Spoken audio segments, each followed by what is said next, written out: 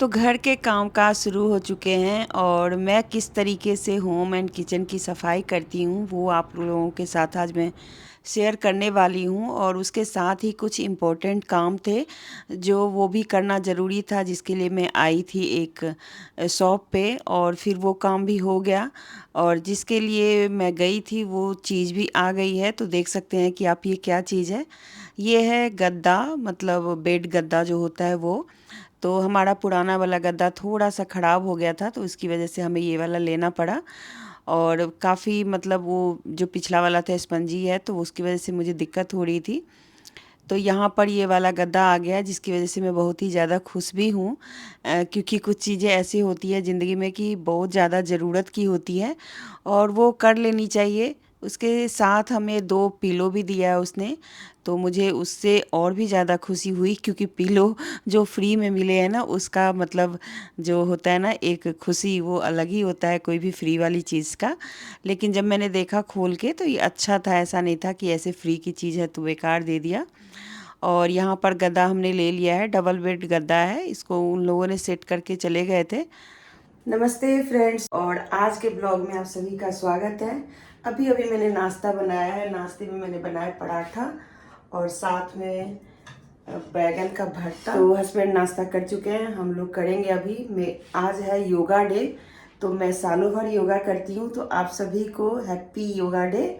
योगा ज़रूर कीजिए, क्योंकि योगा से बहुत ज़्यादा फायदा मिलता है। और बाकी तो खान पीन पे ध्यान आपको रखना पड़ेगा। खाने पीने पे ध्यान आप नहीं रखेंगे तो बहुत सारी प्रॉब्लम्स होगी, जो कि हर इंसान अपनी लाइफ में थोड़ा बहुत तो गलती करता ही है और हेल्थ को लेकर के इतना सजग नहीं होता, जिसकी वजह से बहुत सारी परेशानी होती है।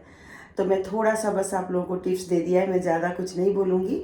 लेकिन हाँ, ये है कि आप एक्सरसाइज या वो योगा या फिर वॉक ज़रूर कीजिए, एक्टिव रहिए। खास करके आजकल एक्सरसाइज करते हैं, बहुत ज़्यादा जिम वगैरह करते हैं, पर हम लोग इतना जिम विम नहीं कर सकते, तो घर में योगा करते हैं, थोड़ा वॉक करते हैं और घर के कामकाज को ज़्यादा से ज़्यादा खुद करने की कोशिश करते हैं। तो ये है आज का हैप्पी योगा डे के ऊपर मेरा थोड़ा सा आप लोगों के लिए जो एक टिप्स होता है। आज से जो है ना, मेरा अपने घर में जो एक काम रुका हुआ था, जो सफाई का या कुछ ऐसे, तो मैंने सोचा वो सब शुरू करूं। तो चलिए, यहाँ पर ना थोड़े से चावल हैं। हम लोगों के यहाँ जब मायके से ससुराल जाते हैं ना, तो हमारे आंचल भरे जाते हैं, तो उसी की वजह से ये चावल मतलब आंचल में बांध के आया था। तो ये इसकी चाहे तो हम खीर बना के खाते हैं, लेकिन खीर मैंने कुछ दिन पहले बनाई थी, तो इसलिए फिर इस चावल को मैंने सोचा दाने को दे दूँ। मम्मी से पूछा था तो उन्होंने बोला था चिड़ियों को खिला देना।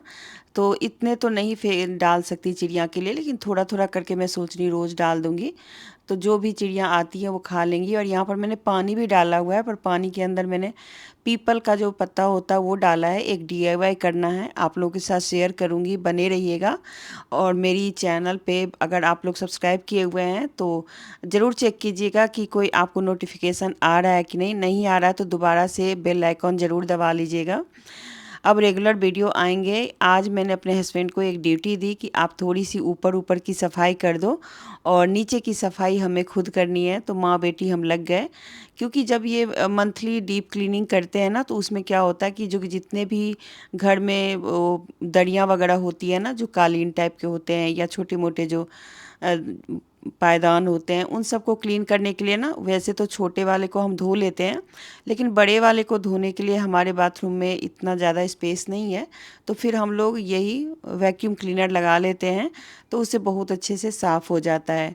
इसके साथ ही मुझे किचन भी साफ़ करना था। वैसे मैं स्लैब और टाइल कर चुकी थी, लेकिन पता नहीं क्यों जब मैं दोबारा उस पर सामान रखने गई तो देखा वो थोड़ा सा ऑयली जैसा लग ही रहा था। तो मैं फिर रोशनी में इसको अच्छे से क्लीन किया।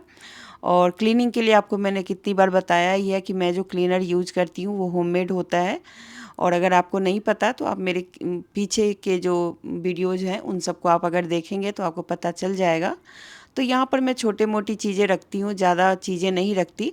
एक रैक सा बना हुआ है, पर इस पे ऑयल बहुत ज़्यादा जाता है, तो मैंने खाना भी चढ़ाया हुआ है और साथ में ये काम भी कर रही हूँ। और आज मुझे किचन की तकरीबन पूरी की पूरी क्लीनिंग करनी है।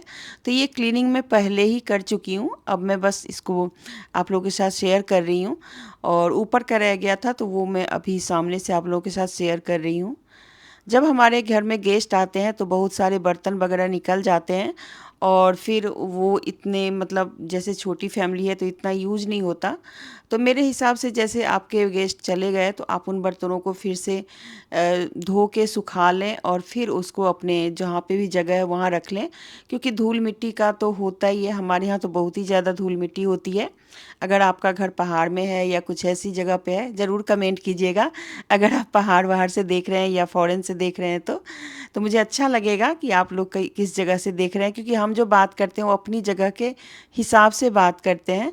तो मैं जहाँ पे रहती हूँ वहाँ बहुत ही ज़्यादा धूल होती है, तो हर चीज़ को डस्टिंग करना ही पड़ता है। तो साथ में मैं डस्टिंग भी कर रही हूँ धीरे धीरे करके।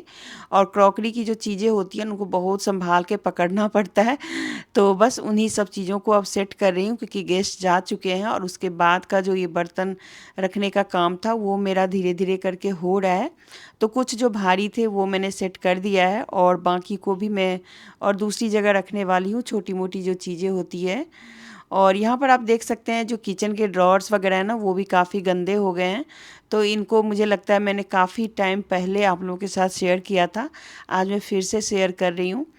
तो इसको साफ़ करने के लिए तो यही तरीका है कि पहले आप सारा सामान निकालें, जो एक्स्ट्रा कुछ इसके अंदर रह गया है उन सबको आप निकाल के डस्टबिन में या आप उसको डस्ट मतलब अ, काट ही कर दें। और उसके बाद फिर जो नीचे की तली है ना उसको साफ़ कर दें। तो मेरा जो ये ड्रॉर है ना इसमें कलछी वगैरह जैसे रखते हैं, चम्मच वगैरह, तो वो निकल जाता है और वो सांचे जैसा बना हुआ है, खांचे जैसा बना हुआ है, सॉरी।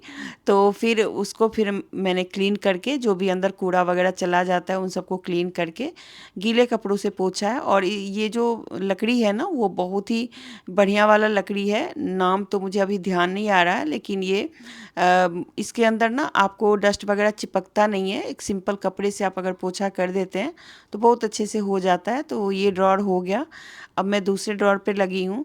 क्या होता है ना कि जो काउंटर टॉप है उसके ठीक ऊपर चूल्हा है और नीचे जब हम खाना वाना बनाते हैं ना तो चीज़ें थोड़ी बहुत नीचे गिर ही जाती हैं।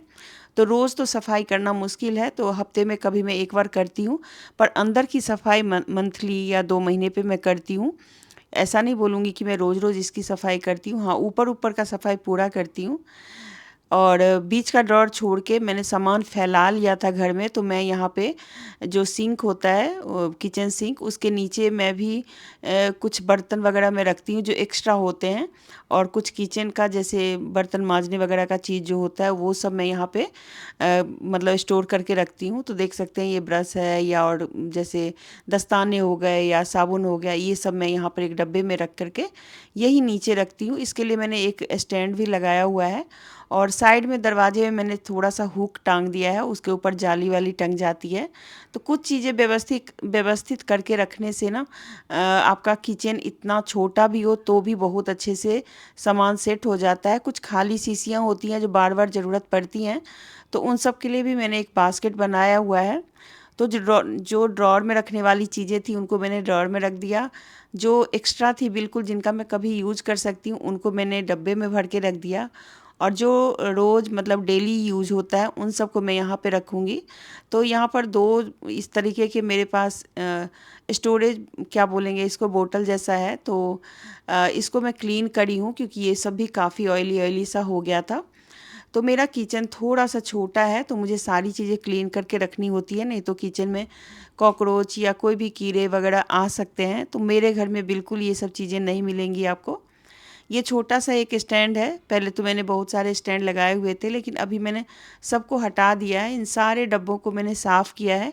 और जो नीला वाला आप देख रहे हैं ना एक डब्बा, वो एक्चुअली मैं लाई थी होम टाउन से। जैसे किचन के लिए होता है ना, जैसे डेटॉल या हैंड वॉश या वगैरह रखने के लिए, तो थोड़ा सा ख़राब हो गया था तो मैंने उसका ऊपर वाला निकाल दिया और नीचे वाले में मैं चम्मच वगैरह रखती हूँ। और शायद मैं ठीक से नहीं बता पा रही हूँ। और यहाँ पर देखिए अब ये सारी शीशियाँ मैंने लगा दी जो भी निकाली थी। अब बहुत अच्छे से ये सेट हो गया है। नीचे के भी बर्तन मैं रखती हूँ तो उनको भी मैंने क्लीन कर दिया। तो पूरा वीडियो तो नहीं शेयर कर रही हूँ क्योंकि फिर काफ़ी लंबी हो जाएगी। तो चलिए ये सारा कुछ हो गया, बीच में मैं खाना भी बना रही थी। तो आखिरकार यहाँ पर बारिश हो ही गई है स्टार्ट और इतना अच्छा लग रहा है क्योंकि ना इस बारिश का इंतज़ार तकरीबन 1 महीने से हो रही थी। और आज बहुत ही अच्छा लग रहा है। वैसे मेरा यहाँ पे झूला बिल्कुल ही गीला हो चुका है, देख सकते हैं, क्योंकि इस पे पानी चला गया। तब कोई बात नहीं, इसको सुखा लेंगे। और उधर बच्चे भी देख सकते हैं, खेल रहे हैं सब। पानी में बच्चों को खेलने में बहुत ही मज़ा आता है। और ये शायद से पहली बारिश होगी जो झमाझम वाली हो रही है। तो आप लोग भी इंजॉय कीजिए, क्योंकि ना बहुत अच्छी बारिश है और ऐसी बारिश का मज़ा लेना तो बनता है। ज़रूरी नहीं है कि हर बारिश में आपको पकौड़े ही बना के खाने हैं। तो हो रही है बाहर झमाझम बारिश। मैंने सोचा थोड़ी देर खड़े होकर के देखती हूँ, क्योंकि ऐसी बारिश देखने का मौका बहुत कम मिलता है, कभी कभार ही होता है। तो अभी दोपहर का टाइम है, 2-2:30 बज गए हैं। तो मैंने बैक कैमरे से आप लोगों को दिखाया है और हवा भी चल रही है थोड़ी थोड़ी, तो अच्छा लग रहा है। तो चलिए, रूटीन ब्लॉग तो बनता ही रहेगा, लेकिन साथ में ऐसी चीज़ों का भी एंजॉय करना बनता है। तो आज जो मैं वीडियो आप लोगों के साथ शेयर कर रही हूँ ना, वो वीडियो है क्लीनिंग का। ये मैंने पूरा नहीं दिखाया, क्योंकि पहले भी कई बार शेयर कर चुकी हूँ। तो मैंने सोचा इस बार थोड़ा थोड़ा करके दिखाती हूँ आपको, क्योंकि पूरा करने के चक्कर में ना बहुत लंबी वीडियो हो जाती है मेरी। तो चलिए, बारिश की आवाज़ आप सुन लीजिए।